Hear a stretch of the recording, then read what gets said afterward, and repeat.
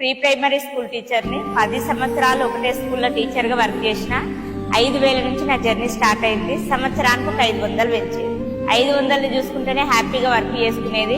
అట్లా ఇంకో 2 సంవత్సరాలు అయితే 10,000 అవుతుంది అనుకునే టైంలో 10,000 కాలే కానీ లాక్డౌన్ వచ్చింది. లాక్డౌన్ నాకే వచ్చిందా, మీ అందరికి కూడా వచ్చిందా? అందరికీ వచ్చింది. కానీ సిటీలల్లో ఓన్ హౌస్ లేని వాళ్ళ ఫ్యామిలీస్ చాలా మంది, జాబులు చేసే వాళ్ళవి ఎఫెక్ట్ అయిన ఫ్యామిలీస్ ఉన్నాయి కదా. నా ఫ్యామిలీ కూడా ఉంది అందులో. మా సారు బిజినెస్ చేసేది, ఆయనది 0 ఇన్కమ్, నాది 0 హౌస్ లేదు, రెంట్ హౌస్. ఒక 3,000 రెంట్ కట్టుకోలేని పొజిషన్లో అంతకుముందు ఉన్నామా, తిన్నామా, పిల్లల్ని చదివించి ఏదైనా అవకాశం దొరికితే బాగుంది అని ఎదురు చూస్తున్న టైంలో ఈ గోల్డెన్ ఆపర్చునిటీ మేడం చెప్పింది. ఇప్పుడు నేను ఆకలితోటే ఉన్నా, ఏదైనా చెయ్యాలనే ఉన్నా.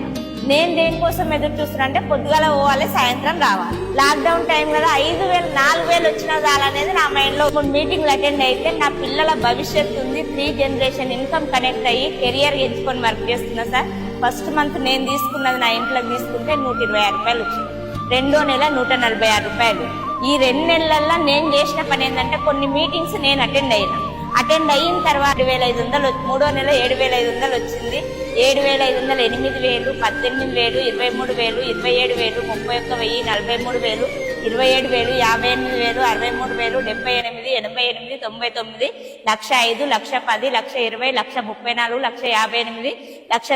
1,96,000, 2,04,000, 2 లక్షల హైయెస్ట్ ఇన్కమ్. 2 లక్షల 4 సంవత్సరాలు వెస్టీజ్ జర్నీ.